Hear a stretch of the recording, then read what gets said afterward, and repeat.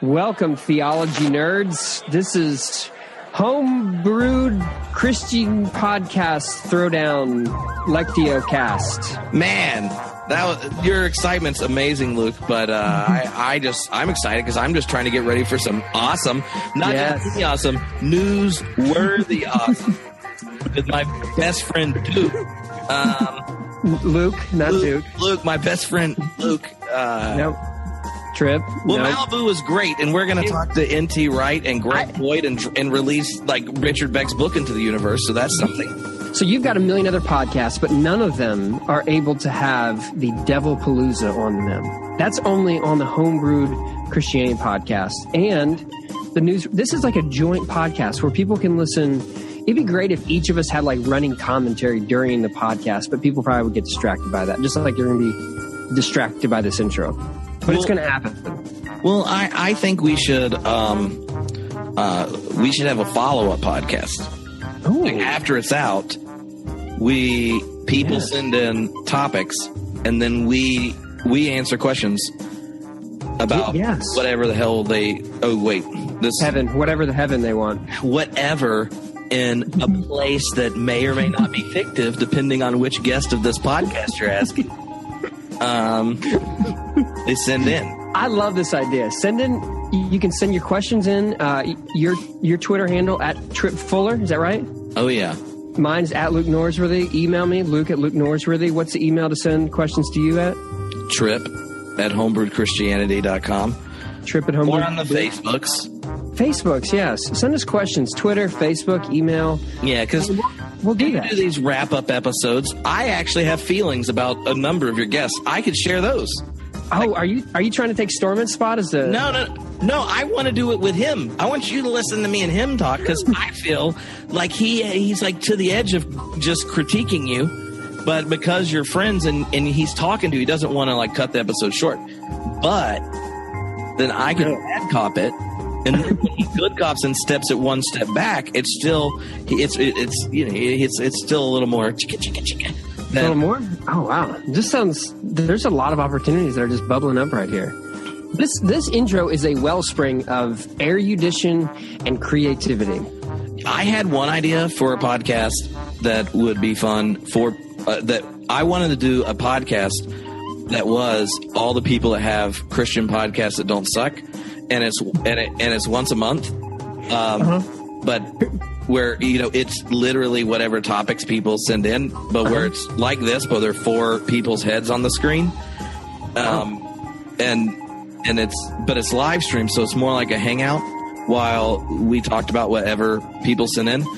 And why I thought of it is because I swear there are like 6 publicists who mail us all the same books at the same time. Yes, they do. And I occasionally tell them, like, look, I'm not interviewing this person after Luke did it. I'm like Oprah and shit. And you are the Oprah. I've been called the Oprah of Churches of Christ. Yeah, you really are the Oprah of Christianity, or at least I thought Oprah was. No, see, I don't know if you can see. I have a stack of books that just like sit right there on my counter. They just come in the mail. I'm like, I can't do them all. Dude, one time I saved them up for a year, and I don't want to tell this story because then they might. You burnt them, didn't you? Like that story in the book of Acts. Excuse me, Acts is a book in the Bible. If you forgot. Oh, okay, yeah, the Bible. Is your canon closed? I just feel like I add stuff to it regularly. No. There's that one time Funk from the Jesus Seminar was like, we add stuff to canon. I don't even know what the Jesus Seminar is because I know what the Gospels are. You're like, the only colored beads I have are the ones that lead you down the Roman road at church camp. Red is for the color of the blood that flowed down. Yellow is the Christian who's afraid to tell. Yep. Yeah. Yep. But anyway, the idea was to, on the thing, review all those books we got that we've never read. And so it's reviewing books without reading it. And what we do is we look at the cover and the author and who endorsed it and the chapter titles and proceed to guess what is in the book. They're never going to send us books again if they hear that, though. They're like, I feel like if someone did that for my book and it was funny, I would love it. One, share it, and then be like, that was awesome, and you should talk to me about the actual book. And it's also a way to tell if you like the author or not. If you ask to be interviewed after us who have not read your book and received the book for free, have interpreted your book without reading it, then I feel like you're a high quality podcast guest. That's true. I think I would go for it. And speaking of books, you've got a book, Liar Lunatic or Awesome? Yeah. I really appreciated that interview we did about it. I remember the email exchange. Like, it was so good, guys. Like, at the end, he had basically, like, he's like, look, I got to become a liberal mainline Protestant, Tripp. And I was like, don't publish this. It'll ruin your career. Yeah, like, but it's so awesome. Here I stand. I can do no other. And I was like, no. Like, he's like, can I go with you? And I like Jesus and the demoniac, see demons. I'm like, no, you got to go back to where you came from. That's there. Because what I did is I got that book and I nailed it to the door of my church, and I said, "This is what's happening." But then, like, I think the nail fell out of the door, and then the custodian I think threw it away. Or they read the first page and they're like, I can't. They were like, why? Obviously, Luke nailed this to the first page because the first page discusses Jesus having nocturnal emissions. Yeah, I was nailing it shut. I was making sure no one would read it. But see, I mean, it was a great interview. It was, to be honest, it would be hard for me to pinpoint one thing as a highlight because the whole thing was a highlight, and probably that's why I didn't want to share it, because it would be really difficult for any guest to live up to that. And that's probably what happened. Well, I mean, I really love that endorsement. It seemed real, genuine. It was. And authentic. Straight from the heart. You know what else is genuine? The love that people experience in this podcast. They've now been waiting 15 minutes to hear. Are you serious? I don't know how long this has been going. Oh, well. You know what? It's not like it's not a 2-hour podcast episode already. So I usually would break it up into two, but I feel like I'm just going to roll with one long 2-hour podcast. Yeah. So before we actually start, we should tell you a few things. Let's do that, because it's not just a podcast. There's also going to be a video that comes with a discount. Is it 30% off? I don't remember. There's some number that's a lot. Like it includes free shipping. I do remember that, because I was like, you have to give them a discount that's cheaper than Amazon and include free shipping. And Fortress Press was like, we want people to read Richard Beck's book. And I agree. You agree? If you listen to the interview just a few days ago, you were already considering buying the book. You're like, this is good. This is going to turn the corner, and you're definitely going to want to buy it after that. Yeah, so if you go to the podcast page on either one of our sites where you're listening to this episode, there'll be a little boxy box. That would be a graphic box connected to this, and you click it, and then you put your name and email there, and then you're going to get discount codes, and you're going to get sent these video of the live experience. Yes.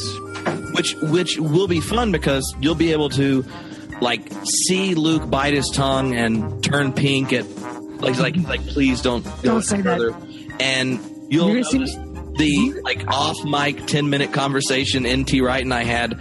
Like I what y'all said on mic was good while we were discussing it, but even better off mic. Yeah. What they're going to see is the one joke I didn't say, which I greatly regret. You were in the middle of like this deep thought, which was probably about 14 minutes long, and it's like an intro. Yeah, some sirens were going off on the road behind us, and I almost interrupted you and said, Tripp, be careful, the nerd police are coming. And I didn't, and I regret that so much. Oh. And so you'll see that on the video, which you can get by clicking on the box at Homebrew Christianity or LukeWorsley.com. You'll get the video, you'll get the 30% off code, and the free shipping, so you need to do that.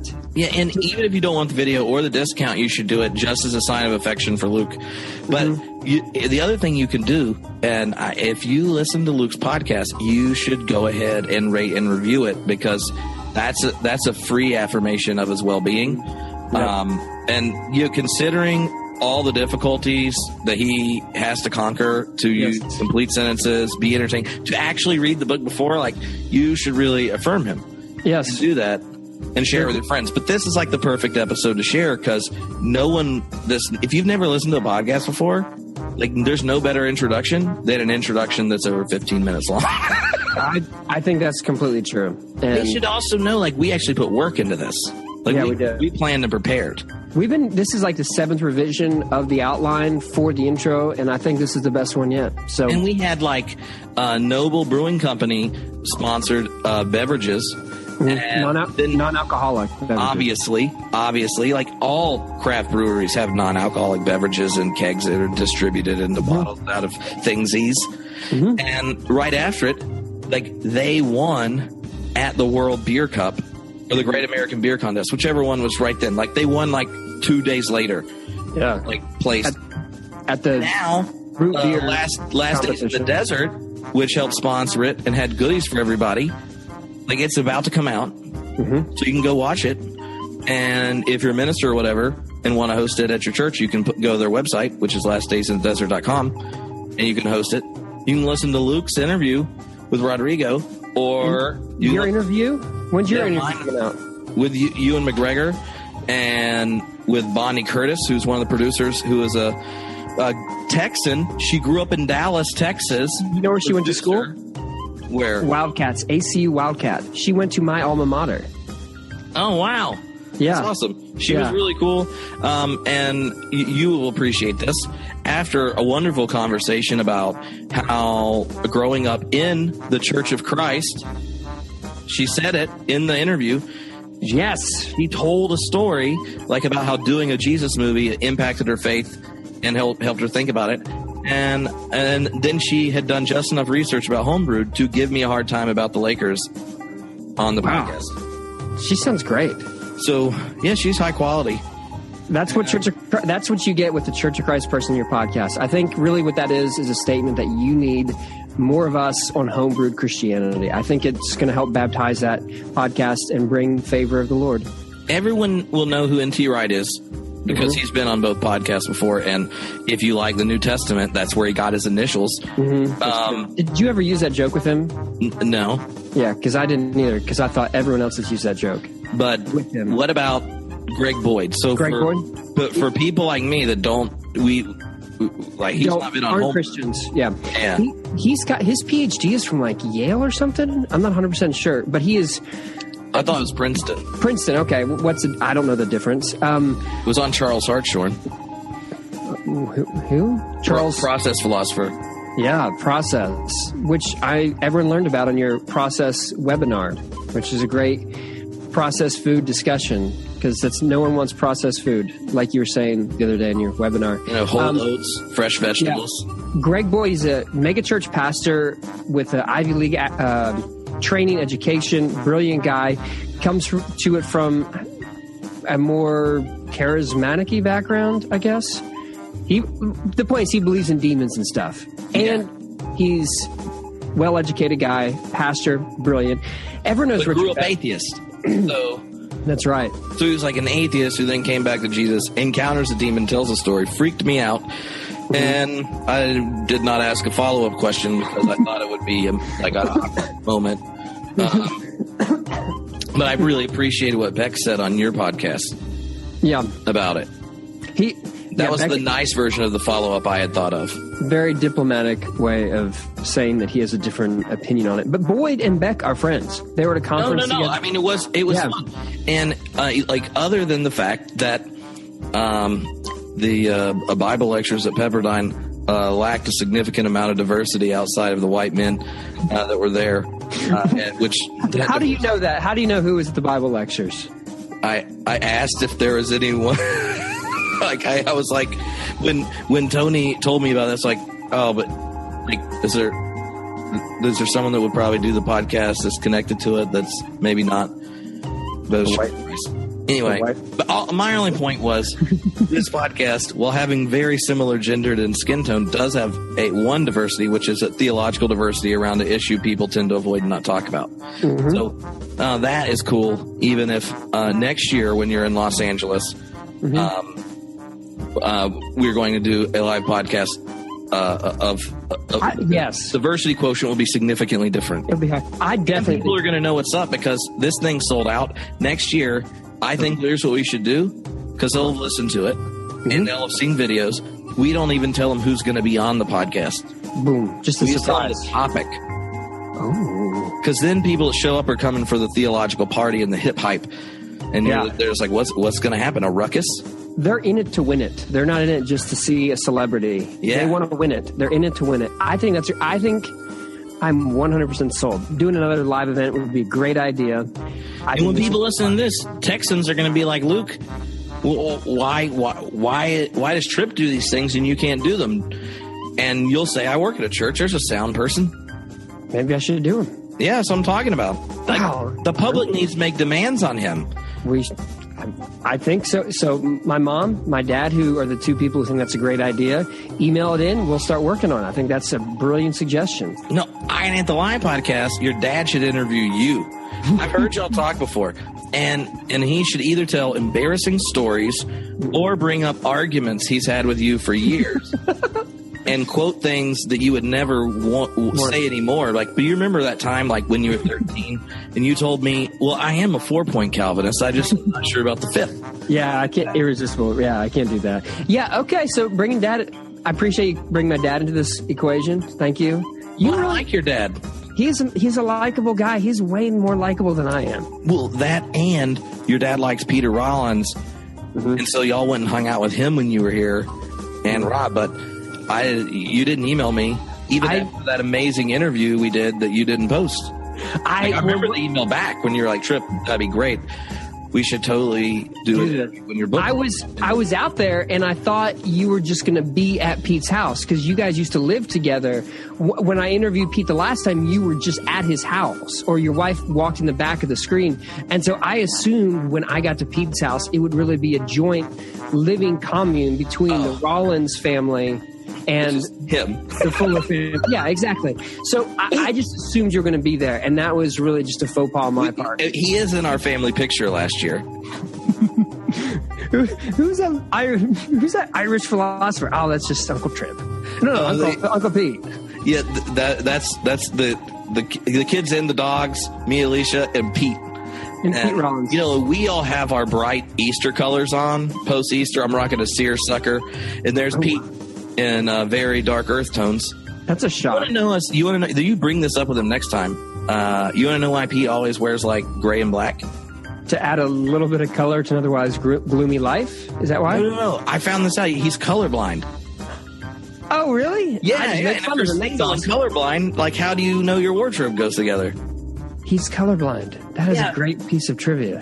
And one of his friends was like, he was, I guess, traveling or whatever, and Pete had no clean clothes. So his friend was like, oh, here, you can use some of mine. And whatever the brand of like boxers his friend had, he really liked. And he mentioned it. So his friend sends him some, signs him up for whatever the delivery thing is. Pete, unaware that these are like bright colors, like, green and red. And so, if you live in the same house, like there's one piece of color on Pete. And he wasn't responsible for completely unaware, just like rocking the turquoise undies. Good for him. Like, one of the turquoise we really needed to cover, and I'm glad we got to it, was Pete Rollins underwear.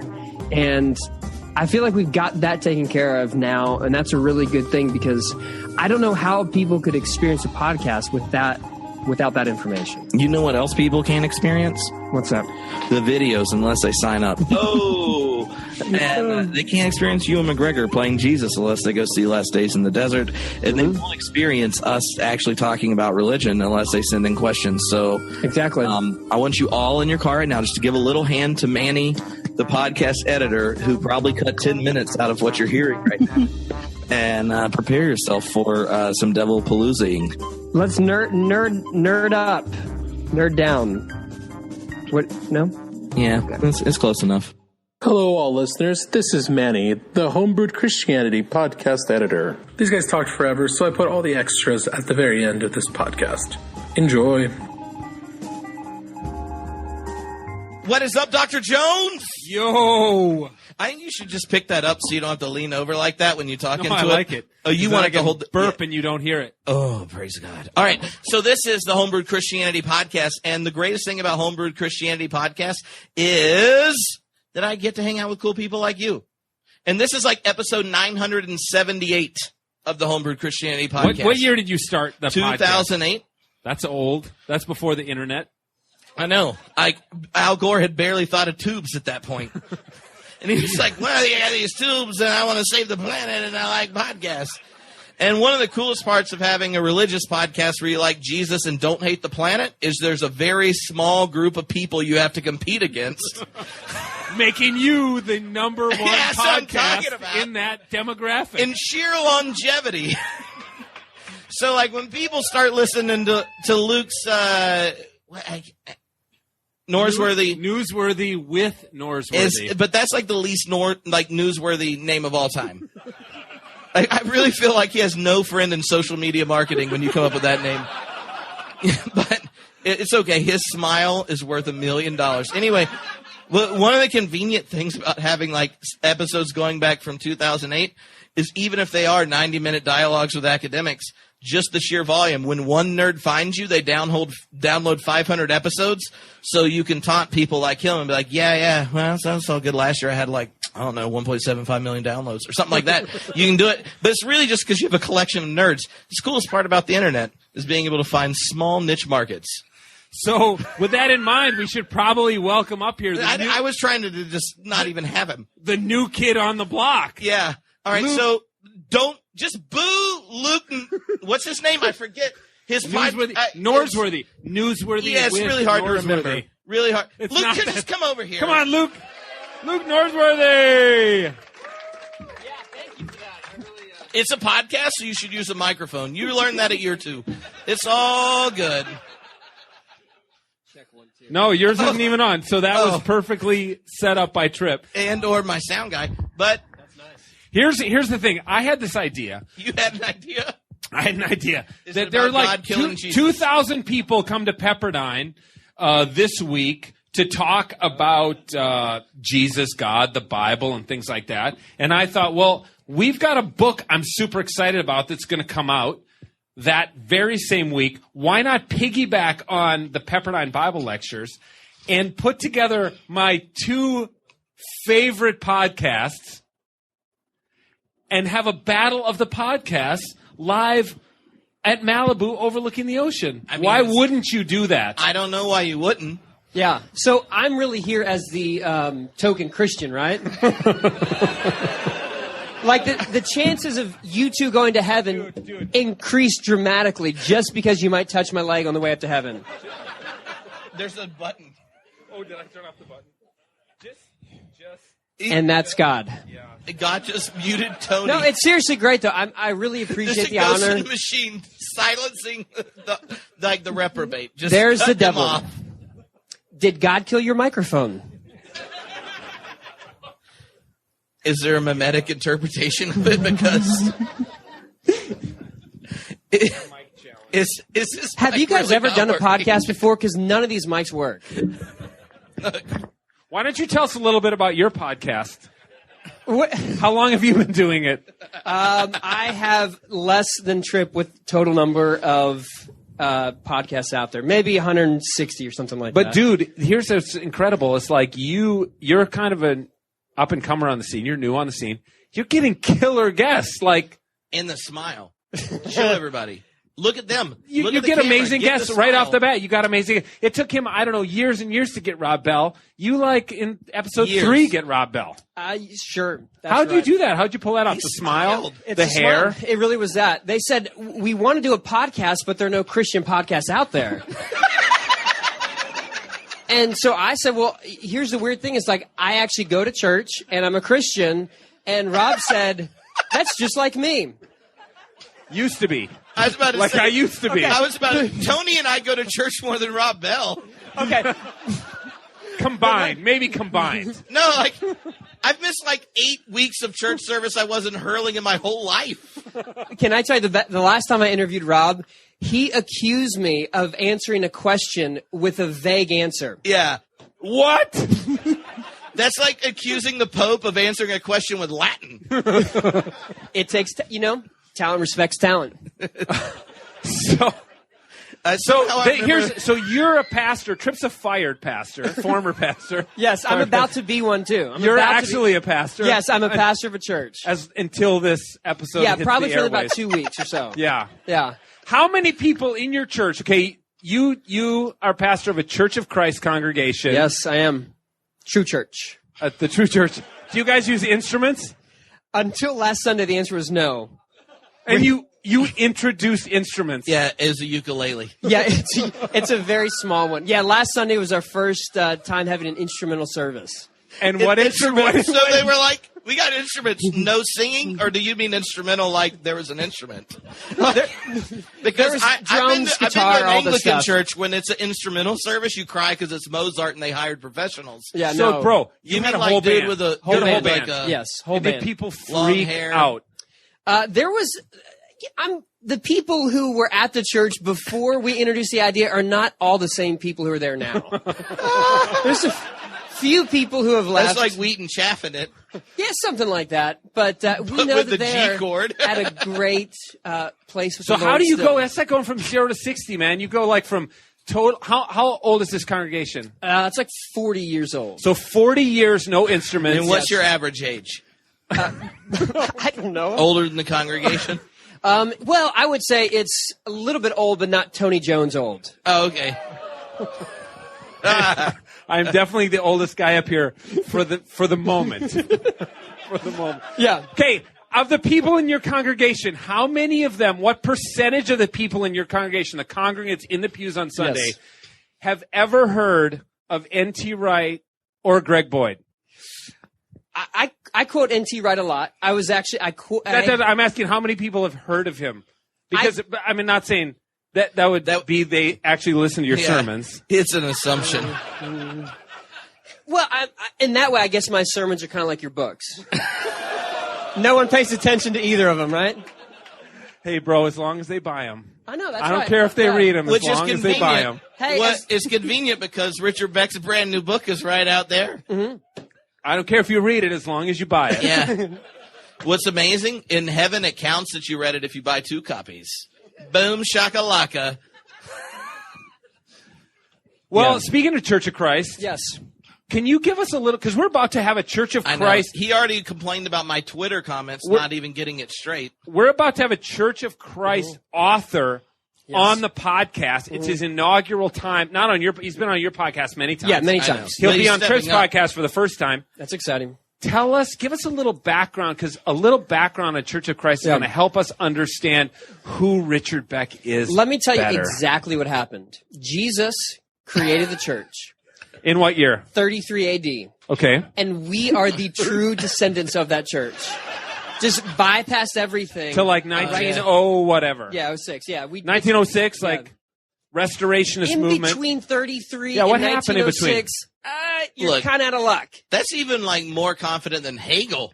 So Well, if you got Everyone it, that flaunt it. laughed, 5 nerd points. I appreciate it. That's right, 19th century German idealism. What?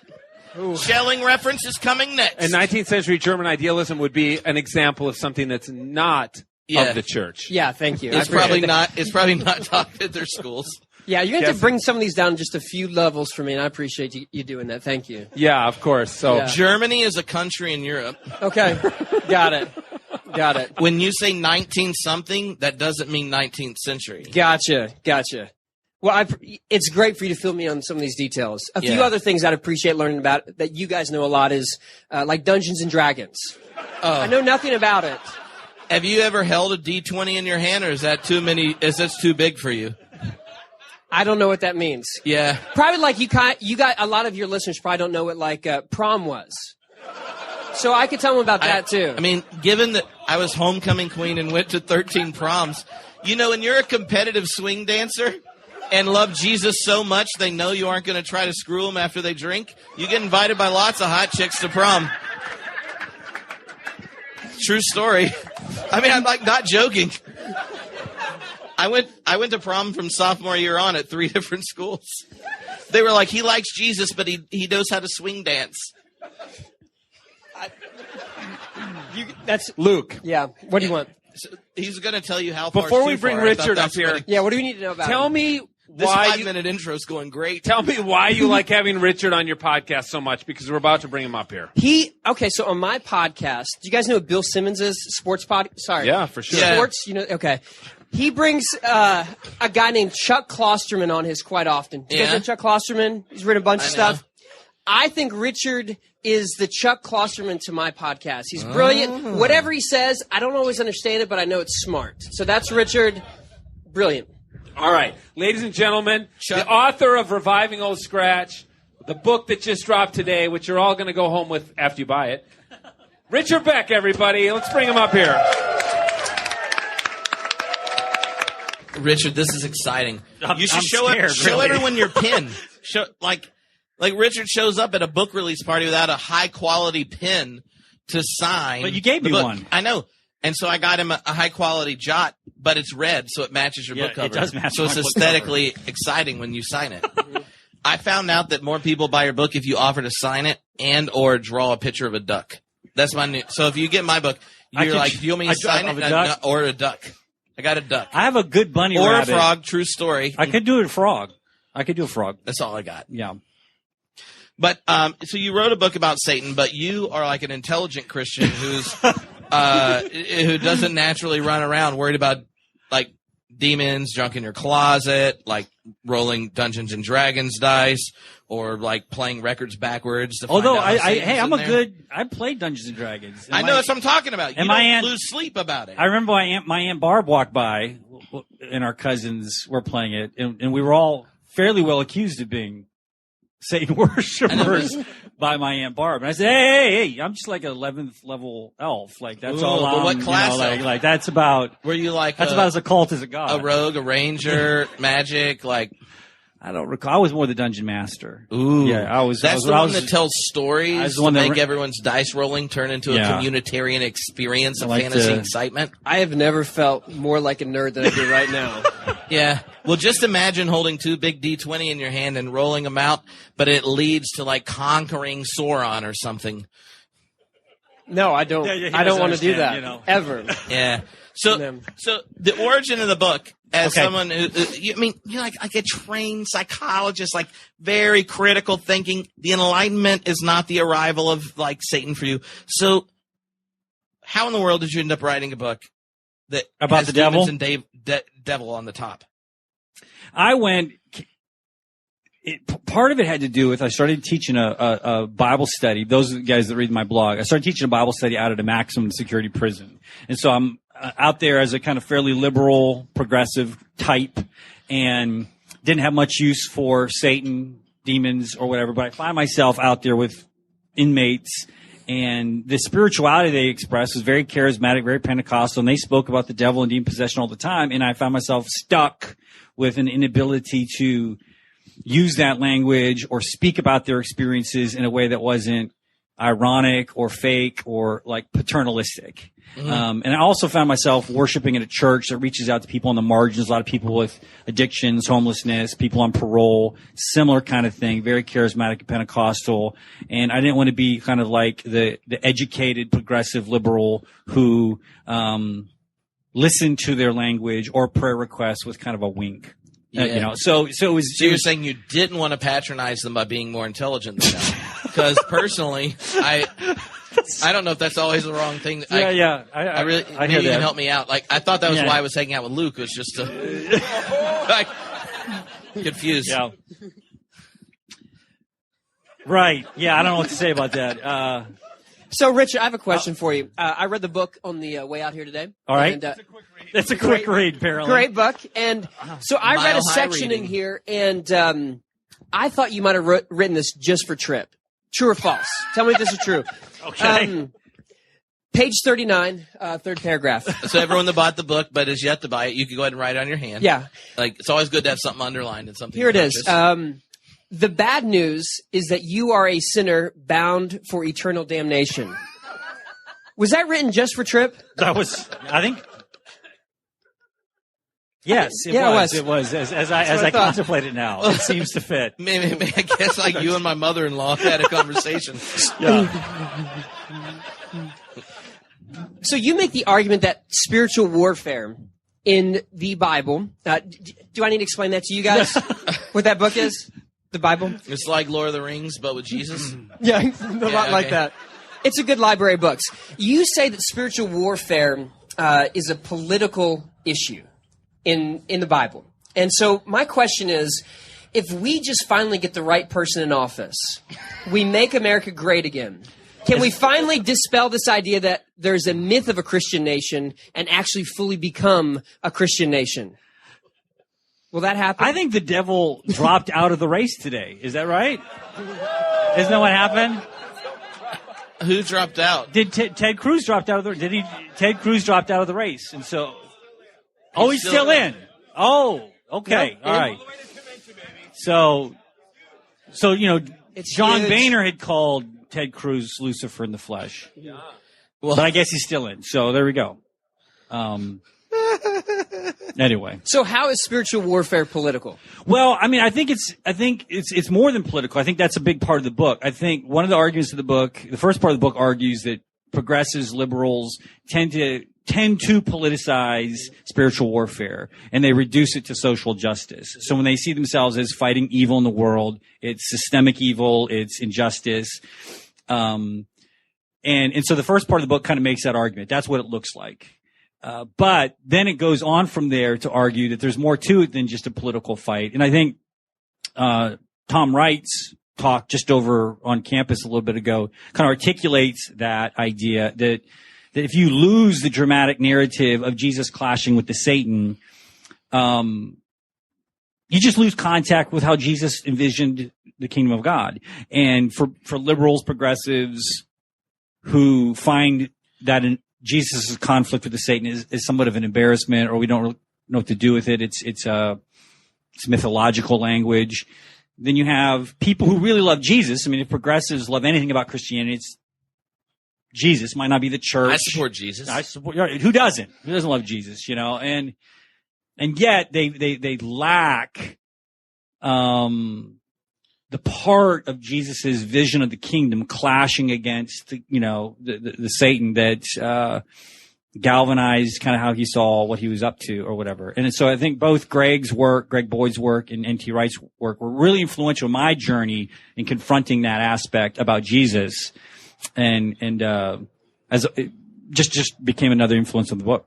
So in the book, you kind of like tell everyone how the right and left regularly misunderstands demons and the devil and Old Scratch, which if people haven't read the book, they're probably wondering who got a scar, right? Because Old Scratch looks like a scar of a scratch that was deep.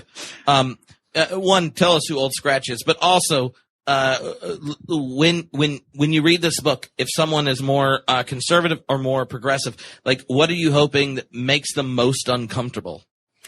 Well, I think I've already talked about the liberal side. The liberal side is that spiritual warfare just equates synonymously with social justice. And so the book is trying to push back on that and suggest that there might be a spiritual aspect to what animates and holds together political or systemic injustices.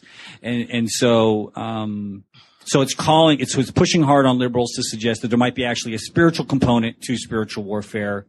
But I try to give them language and metaphors that still maybe don't go all the way to believing in literal angels or demons, but it still allows them to use the language of spiritual life. For conservatives, it is capturing the political side. It is capturing the fact that the principalities and powers are at work, and that the political aspect, and not reducing the devil or demons to. And this is where I'd push back on the people that I do worship with, or the men at the prison, when they do reduce demons and the devil to kind of disembodied spirits fighting out there. That is a kind of safe and tame way of thinking about evil, and missing the systemic aspects. And so it's trying to find this middle ground where both sides are going to kind of learn something a little bit about the battle with the Satan. How does this view of Satan help people deal with suffering?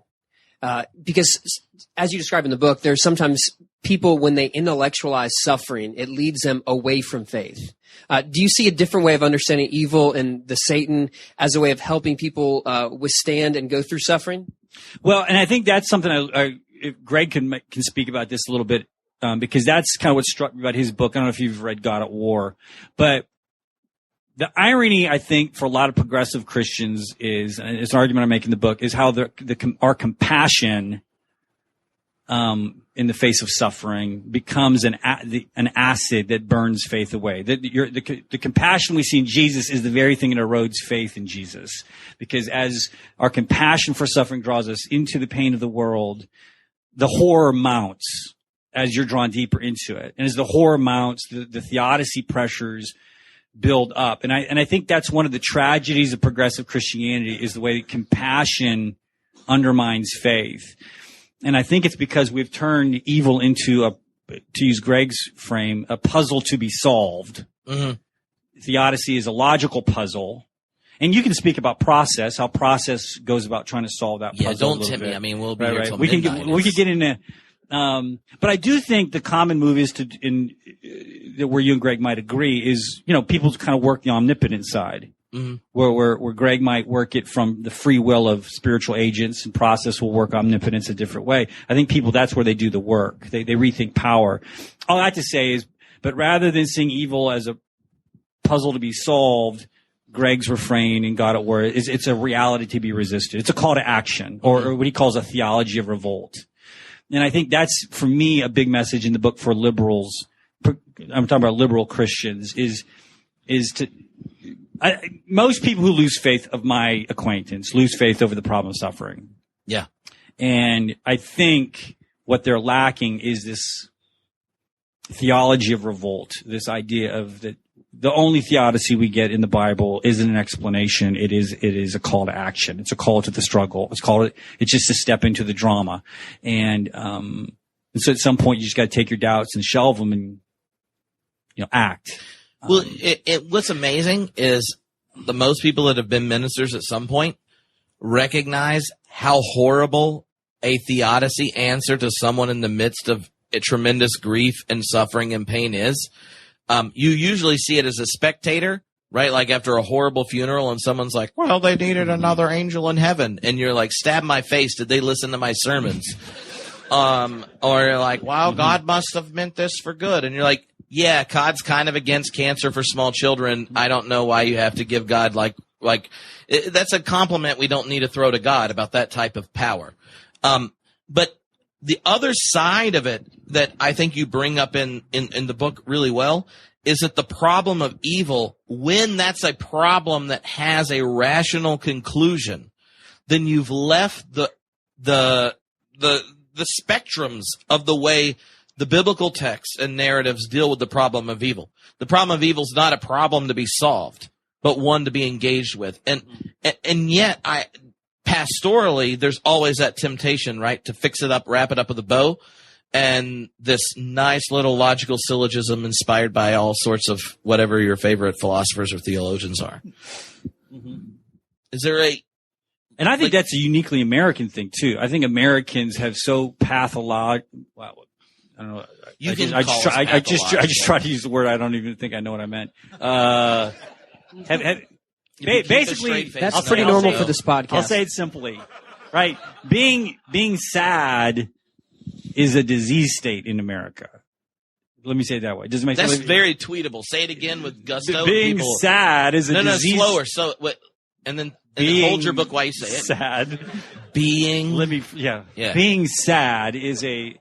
So there is we have a really, I think Americans are addicted to being happy. And so there is something about sadness and grief and just kind of sitting shiva with each other in the grief that we are just incapable of doing. And I think the way it manifests theologically is to come up with an answer, right? That's a way to make it better quickly. And when we try to move quickly pastorally, we often do violence to each other emotionally. So if you were an exorcist. I mean, who doesn't like a question that begins that way? Which is a good story. There's a story in the book where but that's not the story I want to go to right now. To cast out a demon. But if you were an exorcist, what would be your go-to move? You really... What would be my go-to move? Yeah, like he's finisher. Already starting to sound like a role-playing game. Yeah. You got to roll for your special moves. You're like, do you want the Holy Ghost? Kapow! Singing. Sing what? In your book, you talk about singing. If you were an Oh, extra, singing. do I need to go to the page number and pull this I'll do quote the out singing. for you? You did write it, So right? in the book, You need a better editor. in the Oh, yeah.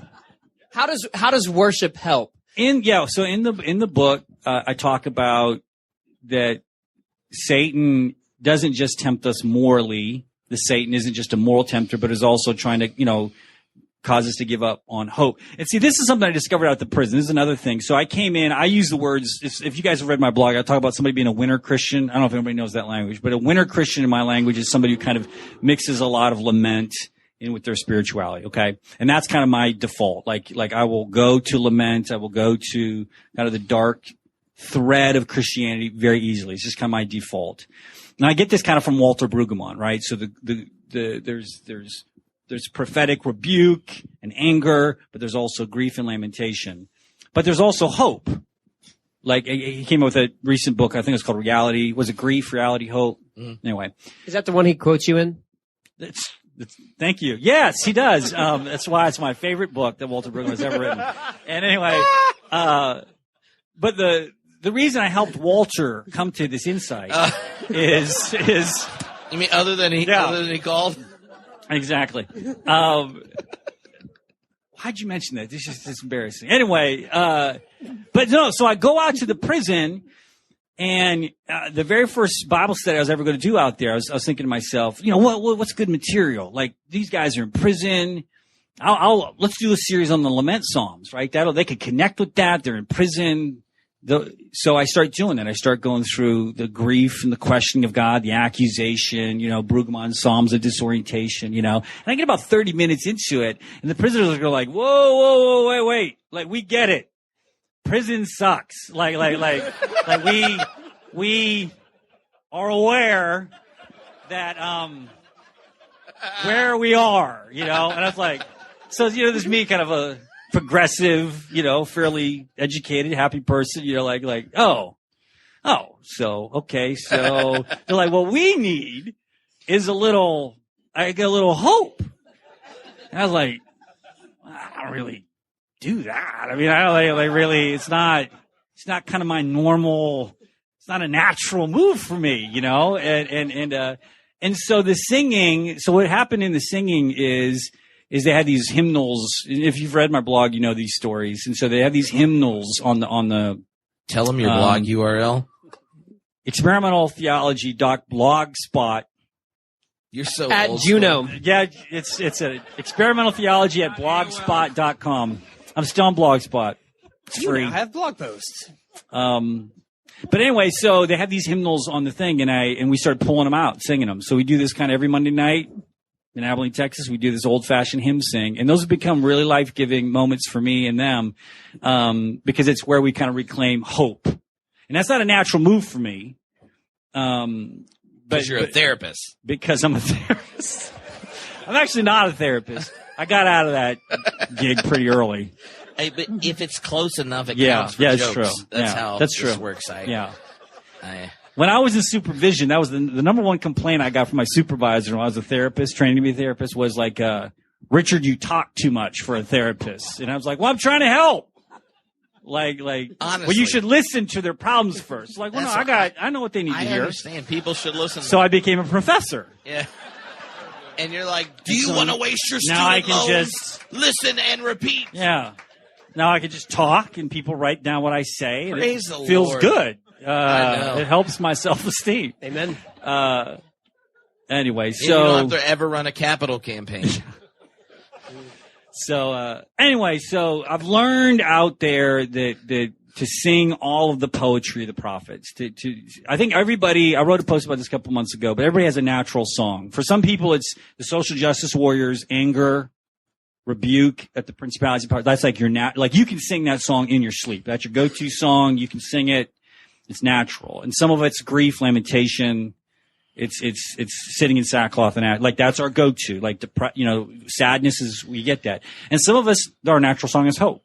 Like you probably worship with people that their natural song. And I think to be a mature Christian, you got to learn to sing all those songs, even the ones that aren't natural for you, because it's all about timing. Like, when is a certain song? So at the prison, singing they need some hope. So I've gotten a little bit better at being hopeful. Yeah. Well, at the end, like when you start to like revision spiritual warfare, and you start to talk about the invasion of love, you talk about like a different vision of power.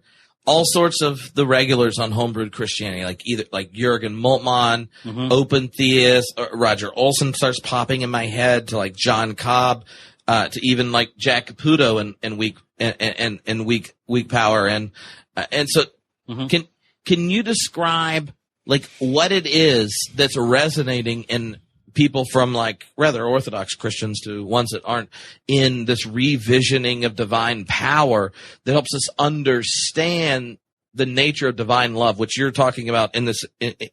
I felt uncomfortable liking a chapter about spiritual warfare. That's honestly what it is.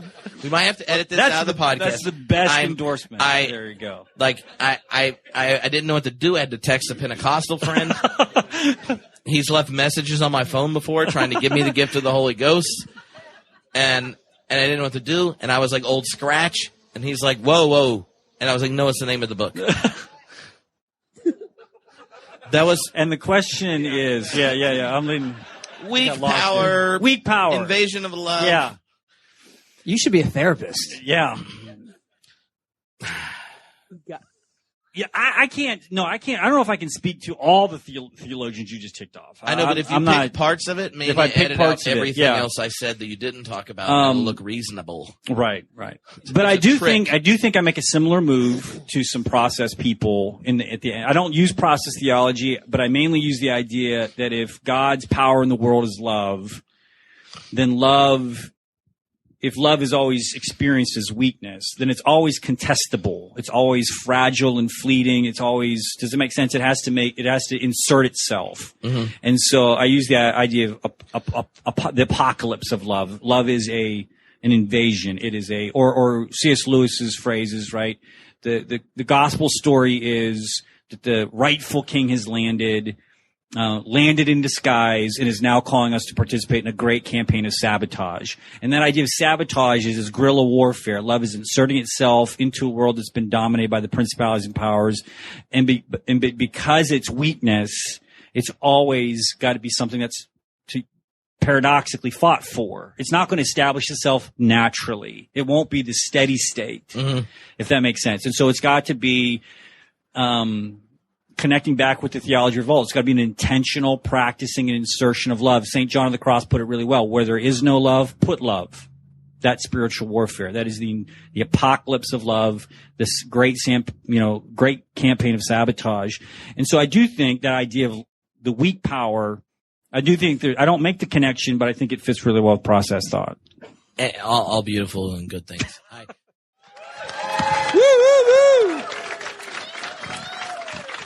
It's exciting because it's only been 820 episodes of Homebrewed Christianity since N.T. Wright's been on. But he said yes before. He's been avoiding you, Tripp. I know. No. Oh, yeah, I forgot. Oh, yeah, so if you haven't seen this, Thingamabob, and you live in Los Angeles, pick it up because the first week of August, we have Adult Vacation Bible School with Walter Brueggemann. There will be hand motions and crafts. And if you're a minister of some sorts, there's going to be workshop sections where you take his introduction to the Hebrew Scriptures back home to use in your congregation. So use one of those things and pick which felt board cutout I found that looks like Walter Brueggemann, because I paid extra just to be able to legally put it on stuff. And if you find the picture on the internet or text it and tag him, I'll enjoy it even more. Because who doesn't want to have a felt board version of Pharaoh that looks like you tagged on you on Facebook? Luckily, there's none that looks like N.T. Wright, but that's because he covers the New Testament. What is he even talking about? I don't know what's going on right here. Let's just have you hold it so that we don't have to worry about. Okay. All right, Luke. First of all, I appreciate you being a good sport with this. I don't know what you're thinking right now, but he already edited half of what we're going to do out. Like. That's smart. No, Luke did. Oh, see. Yeah, I mean, I would have. The first time I interviewed you, I brought a sidekick of mine, and he referred to you as Brother Tom the whole time. And you were a good sport with that, so I know you'll be a good sport right now. Once you've been a bishop for a few years, you learn to be a good sport about a lot of things. Yeah. As a bishop, did they prepare you for stuff like this right here? Not exactly, no. I think had I seen what was on offer, You would have worn your tennis shoes for sheer excitement. Or my purple shirt, yeah. I missed that as well. 5 points. That's good. So as we're discussing the accuser, the devil, what's your first thought as you hear all this discussion about it? Well, my first thought was that that's why Fortress sent me a copy of this book a couple of weeks ago. And because, books just come in the whole time. You did. I will say, as a Fortress Press representative, you had when I emailed pitched me. you when I pitched you this idea of coming to this thing. Yeah, I know. You said I'd love to see the book that we're going to be talking about. The trouble is, 6 weeks down the road, right, exactly. There was a lot of other water under the bridge. You also said grandchild. I've just found out that my wife won't be coming with me to LA, so I guess I'm good for a couple beers and a podcast. I think actually you've scaled that down. It wasn't beer you promised; it was gin, and you failed on that. Gin is still. I have failed so much. That's why I'm here, because Tony promised me gin. I did promise gin. It's not there. It's just not. Anyway, so it is noble. We're going to be having Pepperdine gin later in the week. So in the middle of everything else I was trying to do before coming here, I did read the first half of this book, and I much enjoyed it. I mean, flattering. Is Richard there? Richard's there. He's disappeared somewhere. He's definitely going to listen to this multiple times. He actually just fainted when you said that you read the first half of his book. No, it's fascinating. It's fascinating to me because of his prison work. My wife used to work in the prison service. You know, we had these surreal conversations at the end of the day, like, I would say, I had lunch with the bishop today, and she would say, I had lunch with 2 mass murderers today. And we'd how does that work? And so I have thought quite a bit over the last decade or two about just the inner dynamics of what it means to be in prison. And my wife used to work with lifers, with long-term prisoners and so on. Simultaneously, I've thought quite a lot about the whole demons and devil business, because one of the things that happens when you turn up as a bishop is you get this quiet little visit from a team of 2 or 3 or 4 clergy in your diocese who you didn't know, but they are the deliverance team, and it's under the radar, and they don't make a fuss about it, but the bishop has to know because the bishop has to authorize it. And I learned a lot from them because it's never been part of my ministry. I'm very glad to say I'm quite happy not to be dealing with that.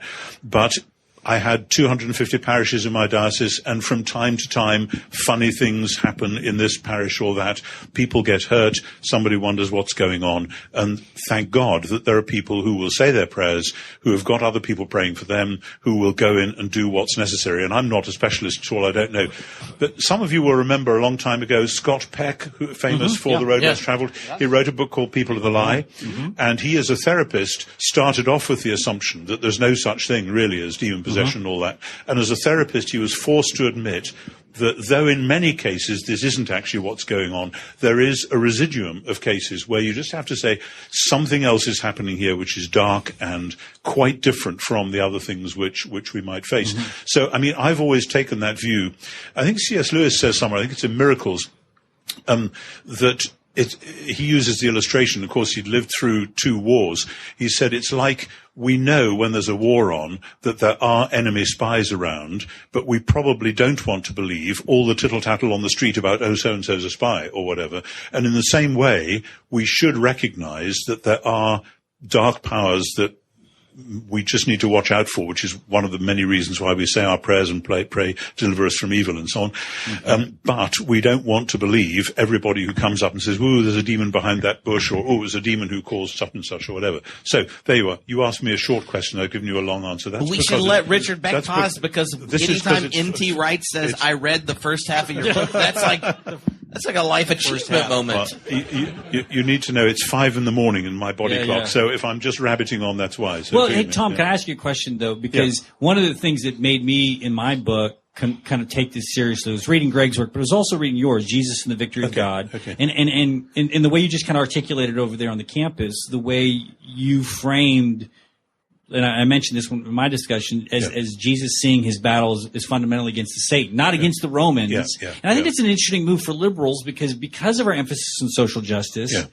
There is a temptation to zealotry and wanting to fight against the bad guys. In that case, the colonial oppressors would have been the Romans. And Jesus deflects that battle into a cosmic sphere and achieves a non-violent solution. I think that's exactly right. But it's very difficult because there are times when the colonial powers, or indeed other powers, do get taken over and do find themselves being the cat's paw of some dark force. So it's never an either or. And so one of the difficulties about the New Testament exegesis of the relevant passages, somebody asked me about this earlier today, about the principalities and powers. Sometimes it seems as though in Ephesians, for instance, Paul is saying, we're not fighting against flesh and blood. It's something else going on here. But other times, and I think John is one of them, you see a convergence so that Judas is actually embodying the accusatory force. Pilate, in his debate with Jesus, is being, doing, as it were, the devil's work without realizing that this is how it's all going to turn the other way. So I think part of the deal is that we, in the nature of the case, don't understand it. And I think we make it harder for ourselves in the post-Enlightenment Western world. Precisely a very interesting discussion you were having before about the problem of evil. And I did some research on this a while ago for a book I was writing, and it was a revelation to me that in the middle of the 18th century, really because of things like the Lisbon earthquake, that the thing splits so that now we think of Jesus dying for my sins, so my evil gets dealt with by Jesus, thank you very much. And then there is this quite other thing called the problem of evil, and we deal with it with theodicy and all that. And I think that is a novum. I don't think that happens until about the 18th century. And because we are all still in cultures dominated by the Enlightenment, we still think of that split. And I want to say, no, for goodness sake, bring them back together and see it as the dark and mysterious thing that it is. That splitting, classic Enlightenment Epicureanism, is a way of making life a bit easier for a while, but it then gets a lot harder afterwards. And I think we're in exactly that moment right now. So I've said enough. No, you brought that up. And so, ironically, yesterday, having only read your academic books, a friend of mine said, you do know he wrote a book about evil. Oh, okay. And I was like, really? Because Luke and I prepared a whole walk through all of his big books published by Fortress, where I found a passage in all of the big books based on Satan, demons, or something, and we were going to have fun and have you summarize them articulately in academic-ese, and he was going to ask you a pastoral question. But then I downloaded the ebook, and now I have a question that's exactly that you pointed out. Okay. And here it is. So, like, two parts. One, explain how the Enlightenment gave so many Western Christians the ability to think that human beings are rational agents with free choice who, if informed correctly, would make a good decision, and that 9/11 cluster cursed all of our ability to keep believing that is that's a rational myth to believe in. Yeah. It's chapters 1 and 2. It probably is. I mean, as I say, I think you can't generalize because these are huge, vast movements. It's different in France from Germany, from America, from Britain, etc. There was a passage where you talked about, like, after 9/11, then Tony Blair externalizes evil, labels it, and then goes axis of evil and all that kind of stuff. From my point of view, sitting in London where I was working when all that happened, it was really very striking that Tony Blair's early rhetoric when he was first Prime Minister in 1997 was really, we've got rid of those stupid Tories, the Conservatives. We, New Labour, are now the people who understand the way the world is and what needs to be done to solve things. And there was this wonderfully naive belief that somehow the forces of progress had sort of swept evil away, and then 9/11 happened, and oh my goodness, there's a bit of evil still out there. What are we going to do? We'll go and drop bombs on it. That'll be all right. That'll sort it.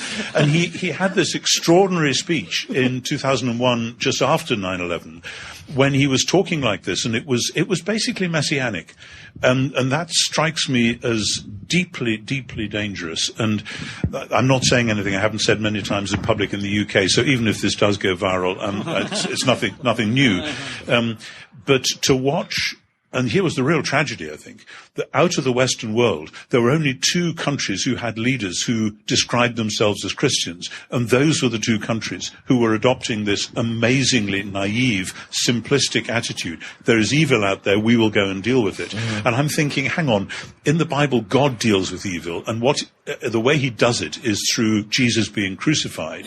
And until you put that at the center and work out from there, then it's probably blasphemous to say we're going to deal with evil without giving that as the root. Mm-hmm. I think you have a quote in there that the line of good and evil is never between us and them. And I think you're quoting someone else. I'm quoting Solzhenitsyn. Oh, of course. It's after the fall of the old Soviet Union. Solzhenitsyn came back into Russia as it then was.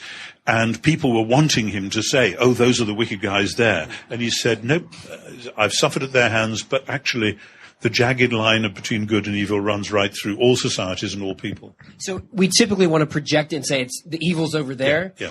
How do we move past that and say the evil is there, but it's also in me too? Well, the danger with that, of course, is you collapse back into an old kind of 60s liberalism where you just say we're all guilty, and then nothing happens. It's a way of copping out, actually, because there are things which are done in the world which are radically evil, and we have to recapture the ability to say that, while recognizing that we are not the high and mighty ones who have got it all right, and that we get a lot of stuff wrong as well. That's why stuff has to be done in public, like history has to be done in public, because otherwise people will deceive themselves. What do you mean done in public? Well, I mean, it has to be done with proper debate and dialogue. You mentioned Al Gore before. He wrote a book a few years ago on the decline of, wasn't the decline of reason, it was something like that. But it was basically on how contemporary, it's a postmodern thing, that we don't do reason anymore. We lob verbal or emotional hand grenades over the wall at one another. And, our political discourse is like that. Seems to me yours is as well right now. But that's... we might trump you on that. Thank you. I was carefully avoiding doing that. So when you wrote a book on evil, and in it you talk about the experience of writing a book on evil, and your conversation with Maggie, and I'm interested in how you and how does this writing a book on evil, demons, and stuff? What was the experience? It was the book got written because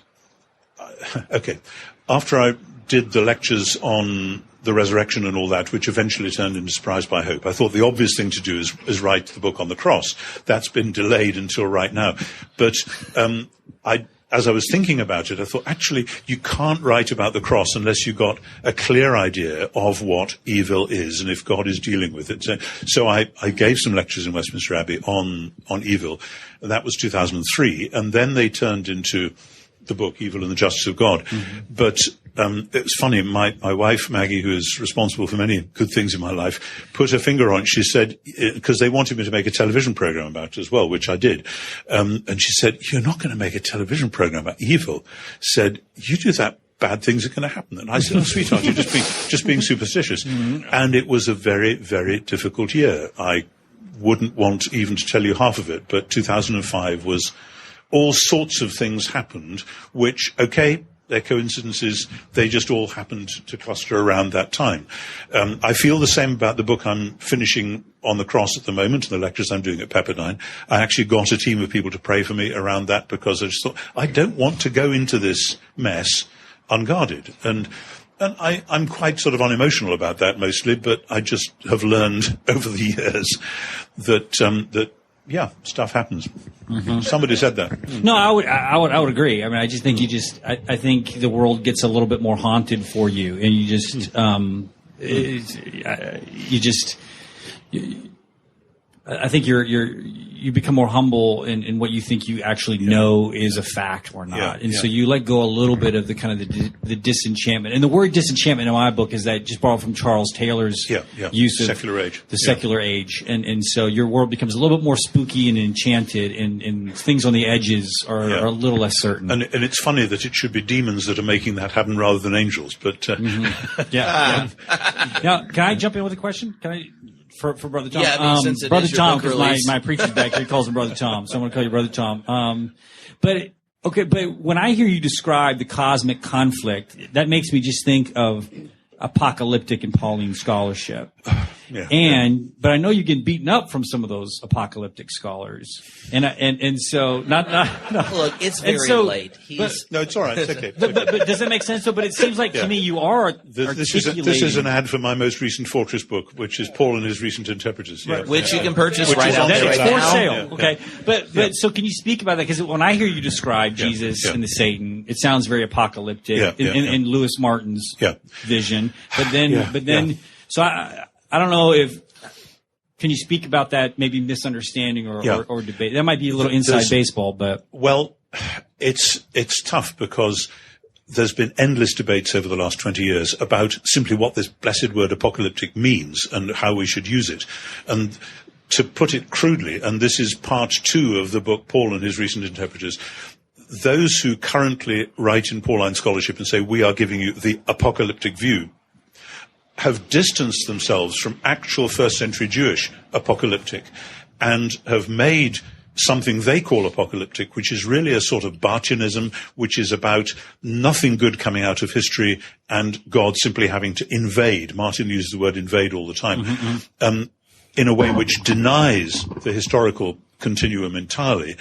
And it's really frustrating because what they're reacting against is not actual first century Jewish views, but against Hegelianism, against the idea of a progress which is going on, which will gradually get where it's going. I get accused of that, which is rubbish. I've never taken that view. But when you look at what many first century Jews who wrote books we call apocalyptic, 1 Enoch, 4th Ezra, 2 Baruch, whatever, they are telling the story of Israel as a dark and tragic story, and they are seeing God's purpose working nevertheless through that towards something which is not simply the apex of a climactic pyramid, but is a new thing and yet is the thing which was promised. One of my graduate students said it like this. He said, God acts surprisingly, shockingly, startlingly, as he always said he would. In other words, you've got to say both those things at once. And the trouble with the Martin thing is that I think it's getting traction. But tell me if I'm wrong about this. I've asked 1 or 2 people in that school, why is this stuff so popular? Granted that it is not, in fact, rooted historically, which it isn't. And I think part of the answer is it appears to be a way of reading Paul without being a fundamentalist. Because the fundamentalist will say, Jesus died for my sins so that I can go to heaven and all of that. And they say, no, this is God's victory over evil and it's much more dramatic than that. How much of it do you think is like the sexiness of attaching that reading to weird atheist philosophers' readings of Paul? This is obviously a super nerdy moment, but for all of you that were in the high gravity philosophers reading Paul class, you'll notice that all 5 of the atheist philosophers that read Paul will love Martin's apocalyptic version precisely for that. They may. I don't think Giorgio Agamben is an atheist. No, he's not. No, quite. But like Badu, Zizek, Thomas. But the lights went on for me. That was just so much fun. Anyway, what was fun? That you were like correcting me on Agamben. I was like, no, he's not. But like the fact that we just had that exchange, I was like, that's awesome. Because Pete and I argued about whether we have him, and I was like, no, you can't have Agamben. He's not an actual atheist. And Pete's like, yeah, he is. I was like, no, he's not. Have you had to check this? And then we were like, yeah, I win. You have to read it. Check it, Pete Rollins. You have to. Someone tweet him right now. You have to read his book on the kingdom of God. Exactly. But the thing is this. The tragic figure in the middle of the century is Walter Benjamin. Yes. And Walter Benjamin, it was, who has this awful moment at the start of the Second World War because he has really believed, or half believed through his friendship with Sholem, that something really good is going to come out of the progress of history. And there are a lot of people in Europe in the 20s and 30s who thought that. Some of them were communists who thought that that's where it was going. Others were Nazis who thought that that's where it was going. And so when Hitler and Stalin have their pact, the Molotov-Ribbentrop Pact in late 1939, Benjamin just sees this is the end. And so he writes that tragic final piece, which is that no good thing is coming out of history. And he has Paul Klee's thing of the angel of history, the angel, which just he's says... He's walking backwards looking down. That's right. And history is a pile of rubbish and something radically new has got to happen. Now, this is this is the failure of an atheist Jewish dream, as in Walter Benjamin. Yes! But the tragedy of this is that this was picked up by people like Kaiserman, for whom I have enormous respect. But Kaiserman was imprisoned by the Nazis. I mean, he was a hero. Disciples aren't always perfect on their exegesis. Absolutely. Okay. But the point is, in New Testament scholarship, the idea that the early church were expecting the second coming and were disappointed. This is a modern myth resonating with the modern post-Hegelian, post-Marxist myth of the failure of expectation. I feel uncomfortable agreeing with you so much. It's going to ruin my progressive street cred. This is like awesome. You're uncomfortable about you agreeing with me. How do you think it makes me feel?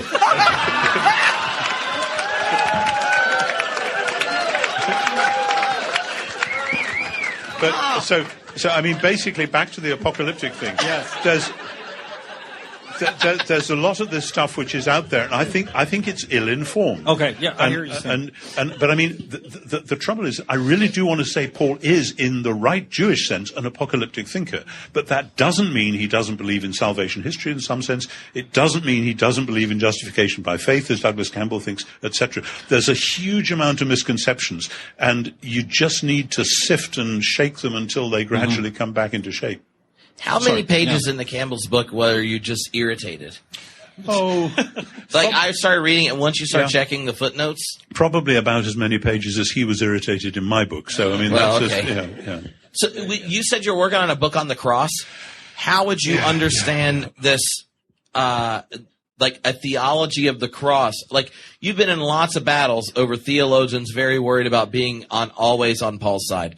And then in the 20th century, there's been this revival of theology of the cross that revises suffering, divine power, these type of things. How do you think a Pauline theology of the cross and the early churches wrestling with it would kind of engage those conversation points? It's a huge question, probably too big for this evening. I tried to say That's something why about it's a book. I tried to say something about this at Pepperdine just now, very briefly.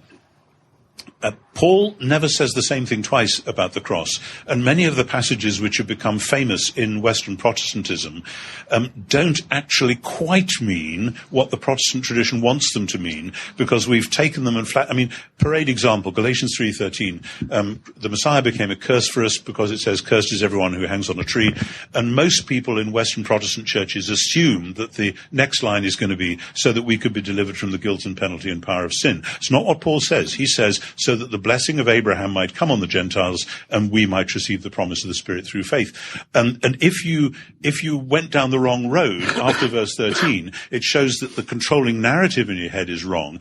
Paul sees the cross as the thing which basically deals with, as I said this evening, with the powers that have enslaved the Gentile mission can happen because the powers who enslaved the world have in principle been defeated on the cross. And I know the phrase in principle is a kind of a weasel phrase, which means I'm really not quite sure what to say about this, but I want to say it anyway.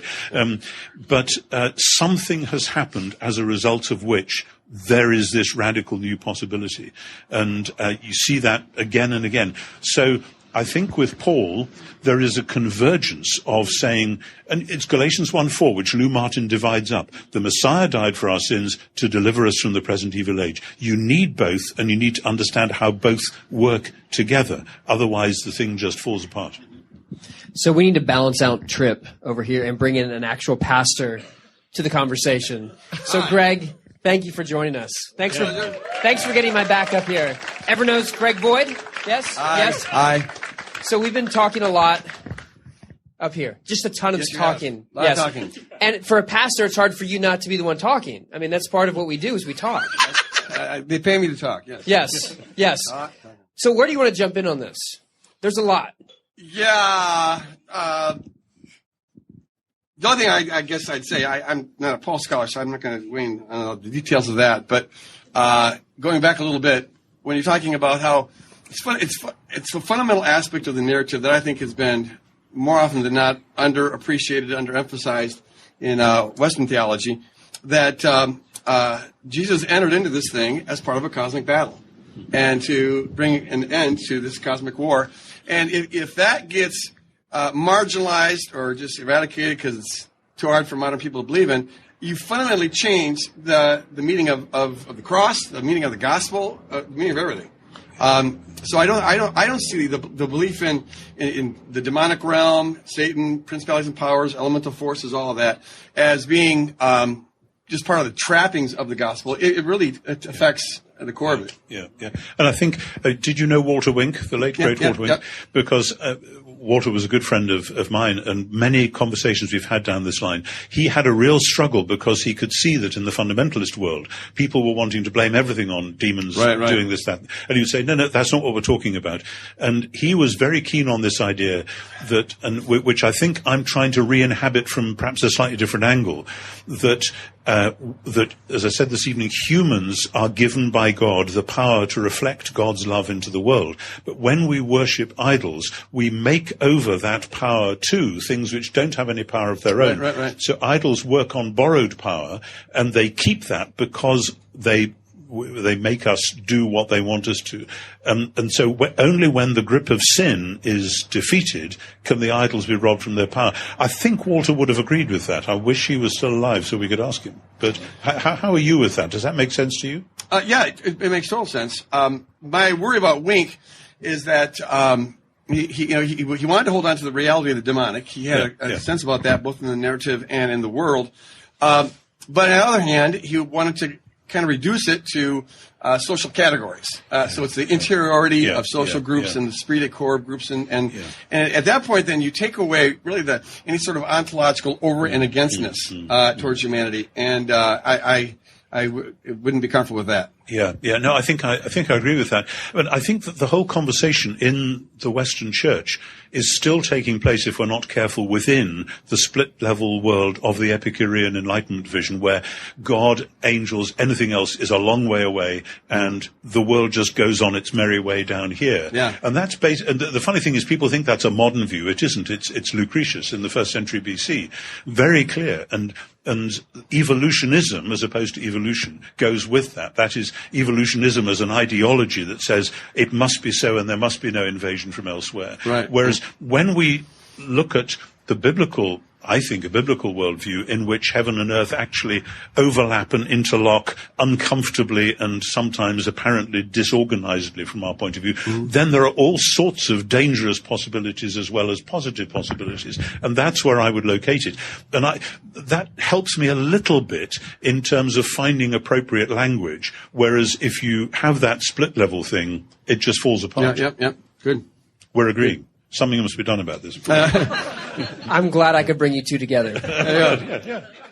Richard, you're sitting over there awfully quiet right now. Oh, hey, this is a dream. I'm sitting talking to like two heroes of mine. So, 3? But hey, so yeah. Sorry. So, but Greg, you read the book and thank you for doing that. But so how do you feel about the way I handle it? And be honest, because I'm kind of walking this middle ground to rehabilitate the demonic or the satanic for a skeptical audience. And so I might not have the ontological againstness part really strong. But anyway, so... well, what I'd say basically is, in this insightful and highly important masterpiece, Beck helps... There you go. Did you read the back of your book? I did. Dude, I endorsed you. What more do you want? Could you repeat what you said before? But you guys disagree, and when I saw that you endorsed the book, I was glad. I didn't want to hurt his feelings. You know, that's like, not what I think. What? No. Okay, but you're here's why. Okay. You were, I think, in this book, sort of like a Schleiermacher on the demonic. You guys feel like Schleiermacher was trying to translate some of the realities of Christianity to its culture. And so he wrote that letters to the cultural despisers things, and that's kind of what this is. I think we're all in process, and I know Richard's in process, and and this is a work in process, and he's inviting others in on this process, and he's moving in the right direction. I would affirm much more than he affirms, but he's kind of saying, look, you can appreciate there's a reality here. It's kind of like a Kantian ding on sick. It's the thing that's in and of itself. We can't see anything more about it than that there's something there. And so he's kind of saying there's something there. But of course, we're paranoid about thinking of it with, horns and red and pitchfork and hoofs. And so we have to kind of demythologize from some of that. But, you don't need to figure all that out to get in the game. That's what I liked about it. He's just saying, take that next step, open your eyes, get involved in this revolt. Even if you're not sure what the heck you're revolting against, it's evil. And so I think it was good. But Richard, someone could read your book and not know ultimately where you land on the question of, do you actually think there is a devil or not? Do you think? Yeah, that'd be correct. The book would be agnostic about that. So, why did you? Newsworthy with Newsworthy, where we actually have microphones. Why did you feel okay to leave that open-ended and not answer that question? Yeah, I was writing something on the plane about this the other day, and some of it has to do with my being a social scientist. And so, I lecture. This is going to be really nerdy, but what part of this hasn't been really nerdy? Yeah, right. That's true. That was a moment, you two, where I was completely lost. But I lecture on dreams, and we can describe, the stages of sleep and REM sleep and sleep paralysis, and we can describe dreams really well. But then inevitably a student raises their hand and says, "Why do we dream?"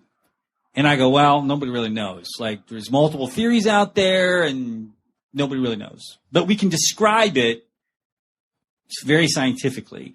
And so I think psychologists are very used to being very good at describing the situation on the ground and being somewhat okay with multiple explanations. And so I think that's kind of the way I wrote the book. I said, I agree that there is something, a lived reality, there's something we're bumping up against. There are these things that everybody could agree on, even if they kind of might be ultimately part ways on ontology. And I'm just comfortable with that. Now, I don't know if lots of people are comfortable with that, but so the book was trying to kind of from the ground up say liberal or conservative, fundamentalist, charismatic, or, somebody who's kind of a Christian atheist, that we can all agree that in the words of the great Pat Benatar, love is a battlefield. Yeah. Is that right? So Dr. Wright, how do you feel about there being a generous orthodoxy about the actual existence of the devil or the non-existence of the devil? Wrong question. Idiot. But it was the fourth word in the sentence that was wrong. You said, "How did I feel?" And the answer is, right now I'm feeling all sorts of things, but they're nothing to do with that. So I think what you meant was how do I think about it? Which is at least a coherent question which I can address. No, my dad's a psychologist. I was taught to ask, "How do you feel?" Yeah, I'm sure. But when I was Bishop of Durham, sometimes the Archdeacon would say, "Bishop, I feel very strongly." I say, "I really don't care how you feel about it. Tell me how you think about it." Oh, okay. You can't. I mean, it's actually a serious point. What's happened in our discourse? This is a different question, but at this time of night, I'm going to get away with it anyway. That's what I'm talking about. Our discourse has done exactly that because it feels kinder. Instead of saying, "I think you're wrong," you say, "I feel I have some issues about that one," and it becomes actually talking about me and my interiority rather than talking about the issue. Feelings, nothing more than feelings. Absolutely. But what we do is we say "I feel" when we mean "I think," but then we collapse thinking into feeling, and that's the beginning of that postmodern thing I said before, where we don't actually discuss real issues. We don't know how to marshal arguments. We don't know how to deduce evidence. So, in terms of thinking about the devil, I think one of the things which seems to be clear in the New Testament and in a lot of the experience of people I know who've had more experience of this than me is that actually the demonic, the devil, the demons, whatever, are deceptive, they are mean, they hide, they don't do what you might think logically they should do. So just when you think, here is some clear evidence of this, then it'll be a bit wishy-washy, a bit uncertain. And in that context, the only safe way of going at it, it seems to me, is to pray the Lord's Prayer on a very regular basis, deliver us from evil. There's a reason that's there. and to go wisely and humbly into whatever battles we are called to fight, and not to go looking for battles that we aren't called to fight. It seems to me that there's a real danger of just sort of treating this as a fun playground. Is that enough? You got it? That'll pass. Well, how do you feel about it, Luke? I feel that Rob Bell says I have vague answers, and N.T. Wright says I have bad questions. So, but show us the smile again. Yeah. One of the questions that I think has to be brought in at some point is it's pretty clear, if the Gospels are even generally reliable, that Jesus believed in the reality of demons. He spent a good portion of his ministry casting demons out, rebuking them. Even one time having a short conversation with Legion. And he clearly believed in Satan, and that was the central thing that he was about. And I've always had trouble calling him Lord and correcting his theology. He says, why do you call me Lord, Lord, and don't do the things that I do? I think it could also be posed as, why do you call me Lord, Lord, and don't believe the things that I teach? But I think part of the trouble is that the word Satan, used as a proper name, that's why I talk about the saint Satan with a small s, because it seems to me there is something sub-personal about that entity, whatever it is. And the reason that I would be cautious is because if you say, sure, I believe in the existence of a being called Satan, that can be seen as playing straight into all kinds of caricature figures. So I just want to distance myself from that and say, we don't have good language for this. There is a reality out there, but let's just use cautious language rather than saying, bang, Jesus believed in Satan, so I'm going to as well. Actually, believed in Satan is the wrong phrase, but Michael Green wrote that book, I Believe in Satan's Downfall, which was in his I Believe series. He was going to call it I Believe in Satan, and then he realized that's a stupid thing to put on the book. I believe in you, I have faith in Satan. Yeah, exactly. But you're not saying that, I mean, in the New Testament, they use Satan as a proper name. Well, yes, but that's a kind of local convention which means what it means within that first century Jewish world.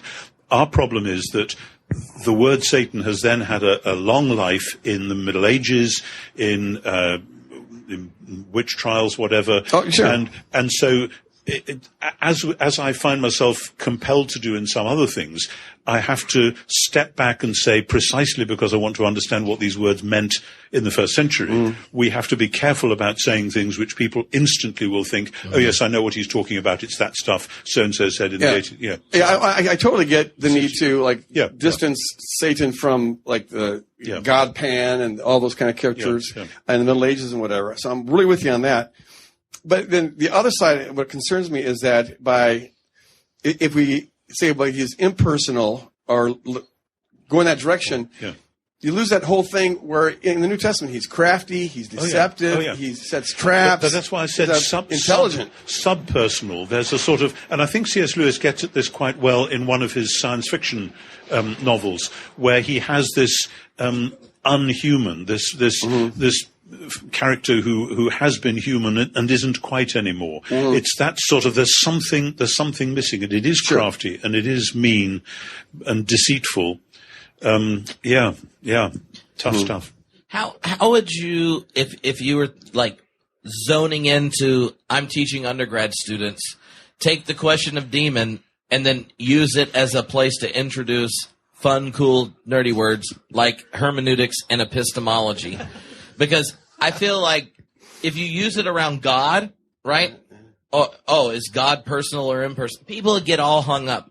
But there's way more people in the church who will think about epistemologies, be they local first century Jewish ones or contemporary 21st century or whatever epistemologies, and hermeneutics, the science of interpretation. How could demons, the demonic, this is one of the parts about Beck's book I really liked, is it's sensitive about the epistemological and hermeneutical parts around that question while engaging the scriptures that helps us then on the back end. He sneaks it around. He's like, hey, progressive Christian, you got to do more than this. And I'm like, oh my God, he just got me. So how would this conversation be when you introduce epistemology and hermeneutics? It's tough. I mean, there's students and students, and in the present student world, quite a lot of students who will study in the kind of class that I might teach come from comparatively conservative homes. equally, certainly in St. Andrews, quite a lot certainly don't and come up as atheists. They want to read theology or religion because they just got interested in it. And so you're dealing with quite different areas. And for me, that's why I would stick with solid history as far as one can and only get into that sort of question at a later stage. I mean, it depends what sort of course you're teaching, but that is a real problem. I would not myself start on this ground. I'd start with some quite other things like why did Jesus teach in parables or something like that.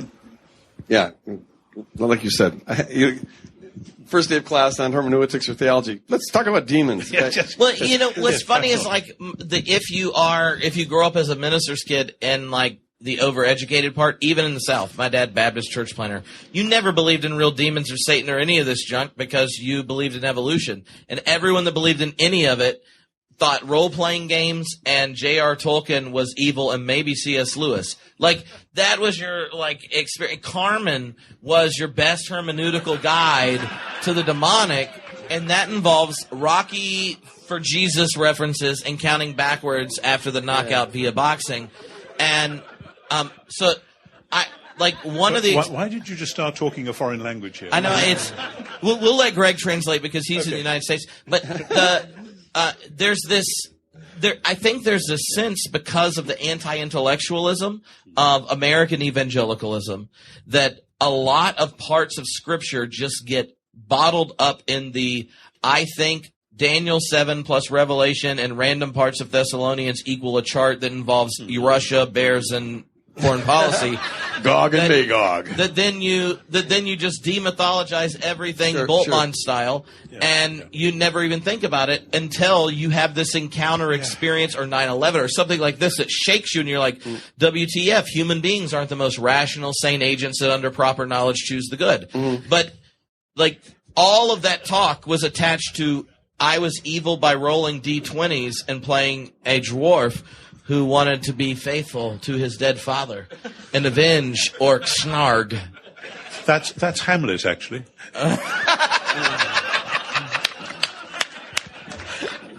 Oh, that's so good. Well, it was Shakespeare's birthday just the other day, so Shakespeare's birthday, your new grandkid, it's all. Absolutely. You know, that's always a tendency to throw the baby out with the bathwater. Yeah. And I think that's a lot of what goes on here. People find a demon behind every headache and every hemorrhoid and every whatever. And it's like at some point you just outgrow that. And so then folks go to the other extreme and just want nothing to do with it because I tag it with. Yeah. I had an experience in 1987 with this young lady that I was counseling, and I can't get into all the details here, but 9 months counseled her in this rural church. I was an interim pastor, and I know some things are peculiar. Whenever I talk about Jesus, she would start to like twitch her head a little bit and grunt. And I am just right out of grad school, and so and I believed in the reality of the demons at the time, but didn't intersect with my real world at all. And so I thought she must have had some kind of abuse surrounding the name of Jesus or a crucifix or whatever. So I back off.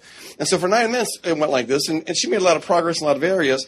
But at the end of this 9-month internship that I was doing, or the pulpit filling, I really didn't know where she stood with Christ, and so I was going to press this issue. And I don't know why I decided to do it in a Dairy Queen. But Why? Why not? I thought she would chocolate dip. I thought she wouldn't act out, but I started talking to her about Christ and and about. Is that like breaking up with someone in public so they don't make a scene? I don't know what I was thinking. In public. I don't know what I was thinking. It won't be that bad. Anyways, if you have Dennis the Menace on the side of a Blizzard cup. Anyways, it was the devil's fruitcake. So I started pressing it. She starts twitching her head and grunting, but I didn't back off. And I'm really just trying to tell her, I'm sharing the gospel with her.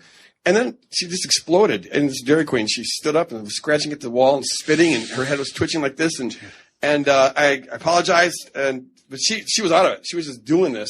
The manager comes out. Well, there's a family there with these two little kids. And they're like, they bolted. They just like, woo. Yeah, not your normal post T-ball game. So then experience. Yeah, it's not what you're looking for. And then this manager, this young kid comes out, and he asked me, he goes, is there a problem? It's like, no. Yeah, father of lies.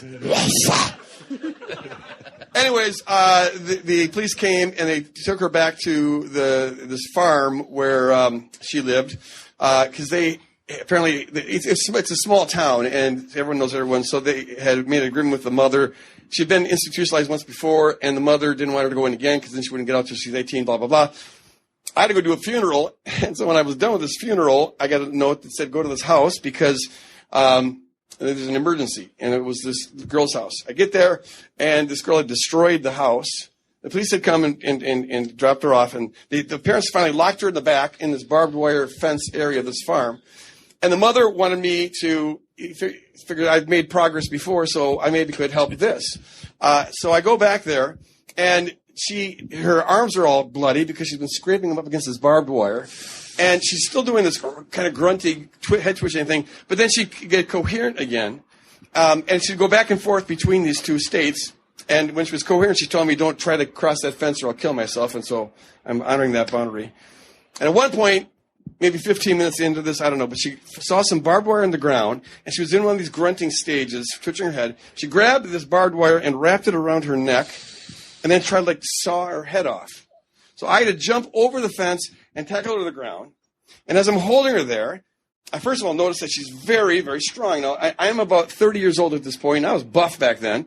She's a 15-year-old girl, and it was all I could do to keep her from being able to put that barbed wire back and forth. And I call for help, say, you got to call, ambulance, this is beyond me. As I'm holding her there, and there's probably 10 minutes before the ambulance gets there, at one point, she opens her eyes, and it gave me just this, she wasn't home. It was like there was a vacancy there. And it was only then, I had a PhD in theology. And it was only at that point that it occurred to me that there's a story about this in the Gospels. The level of ignorance astounds me. And the boy who was trying to throw himself in the fire, harm himself, here she is trying to cut her head off. And that when he came to the vicinity of Jesus, he would shriek. And every time I bring up Jesus, she would start to grunt and twitch and stuff. And that was the first thing that put a crack in my Western worldview, where I had a theoretical belief in this stuff, but it didn't really impact how I did my life, how I processed anything. And so then I went on this long research project trying to figure out, okay, what is this all about? And I went to conferences and read books, and I'd say 98% of it was just nonsense. It was more like the way pagans cast out demons, with all the chants and the formulas and you got to get the names, and it doesn't look anything like the New Testament. In fact, the reason I wrote God at War was to finally say, okay, we need an academic, solid, respectful treatment of this, because otherwise I can see why people throw the whole thing out, because so much of it is flako. But see, despite the flakoness, there's some stuff that's genuine, and it makes a difference on how you look at the world and how you live in the world. And that was Scott Peck's point, wasn't it? That in some cases there really is something which goes beyond anything that psychologists can do, and the other medical problems which could start looking like that. One of my children is epileptic. Sure. She's medicated now, so she doesn't have seizures. But when you see somebody having a major seizure, those are the sorts of things that you think. And then you think, well, hang on, did they know about this in the ancient world? And actually, they were quite sophisticated. They knew the difference between quite a lot of different things in the ancient world. So it isn't just, they believed in demons then, but we now know it's all just ordinary illness, because really it isn't. Richard, what would you say to that as a psychologist, and how would you respond to that story? We know there's nothing like getting a closing thought to Greg Boyd and N.T. Wright, just telling him what's up. Can you just bring a summation to all this? Yeah, well, I think the thing that struck me in the story isn't, I don't think I can from this distance say one thing or the other. I think the thing that struck me, what you said, is the first crack in your Western view. And I think that's the thing that haunts me about this, is that coming back to liberals and progressives, if anything, they care about colonialism and they care about the third world, and yet they won't respect how, when you go to those contexts, it's a very enchanted worldview, and Christianity is thriving in the global South, and it has a very distinctive, charismatic character to it. And so maybe we are the ones that are a bit out of step here with what the Spirit's doing. Yeah, and it isn't. Fundamentalists don't have a monopoly on closed-mindedness. Oh, absolutely, yeah.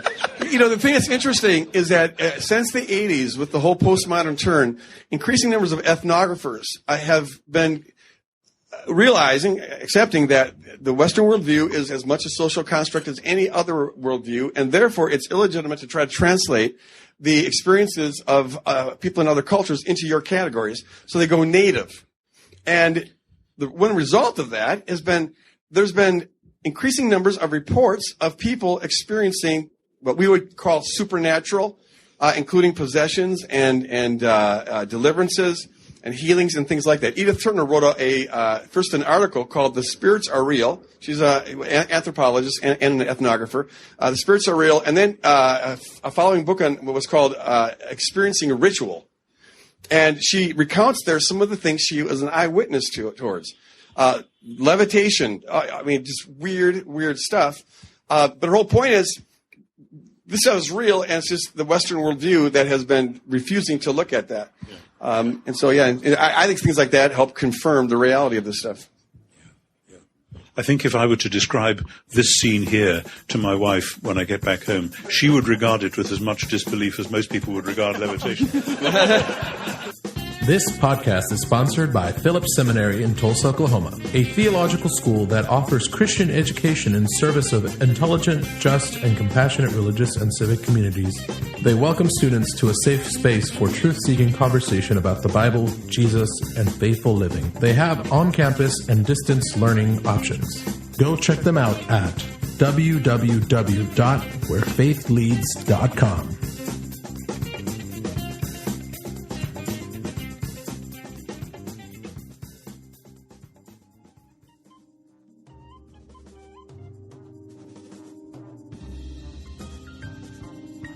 Do you think this podcast would be the first part in our buddy cop movie with our bromance blooming? I think what we should do is let the people decide. What movie do you think our relationship most imitates? A movie? Yeah, is it like... I was thinking Cars. I'm like the regular winner, really cool one, like Lightning McQueen, and you're like Mater. I don't know what that is. You've never watched Cars? No, I didn't. You only have daughters. That's what it is. I'm the worst parent ever. What about Frozen? You know Frozen. Yes, I know Frozen. Anna and Elsa. I could see that. I'm like the joyful one. You're the nerd who's in the closet with all the powers to overcome the world, and I'm just this happy guy, girl, and we come together and we can do great things. What about Tommy Boy? Okay, so who is who?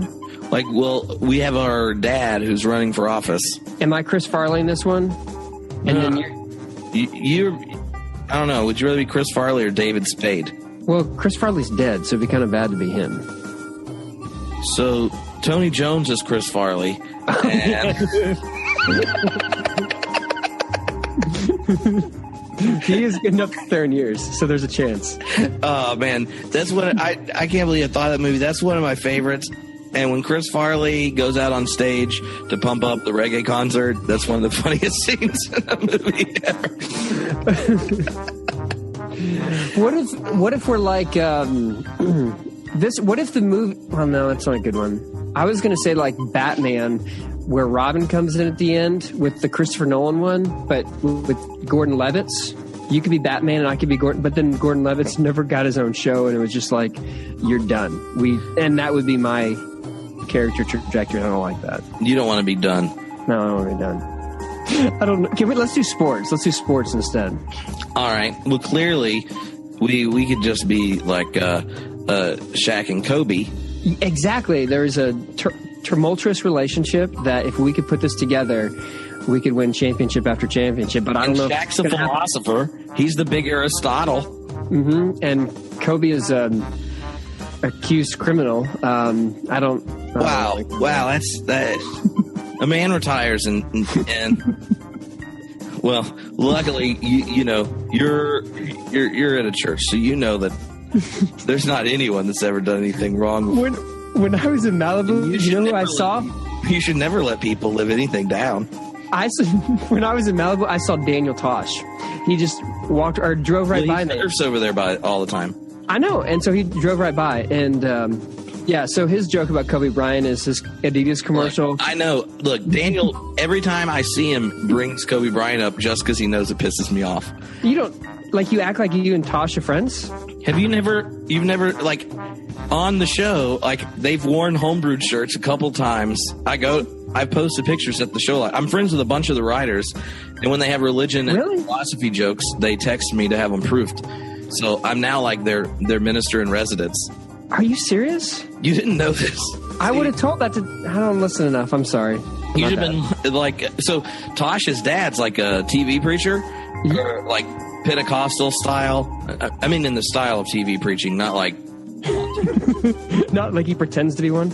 No, and so in Florida, his sister goes to a UCC church in Florida and is like works in like women's health and choice stuff, leader at her UCC church. And Daniel does not have that type of transformative, positive relationship with the church. Yeah, I didn't think he did. No. So he's not going to come... I think he experiences the church a lot like he experiences Kobe Bryant. Really negatively, but he's distracted by the sheer amazing brilliance of the church. Yeah, so you basically just said church is like Kobe Bryant. Well, if you're a Los Angeles Laker fan, like Augustine said that the church is a whore and my mom, so it's kind of like that. Wow, that's complicated. You know, Kobe Bryant went to high school, Philadelphia, went to Upper Marion High School. When I was living in Philadelphia, I wrestled at Lower Marion. And we're basically the same age. So in some ways, you and I are like twins separated at birth. Kind of. Yeah, basically. He's obviously a little bit taller, and that's the only difference. Yeah. Well, he won rings, and you're a senior minister at a very influential church, younger than most. So basically the same thing, and salary's pretty comparable. Well then, no, that's not okay. True. That's not true at all. I was like, whoa, time to switch denominations. You're like, if I thought all this stuff was weird already, you didn't mention the pay differential. Yeah, you just come on over. Screw insurance.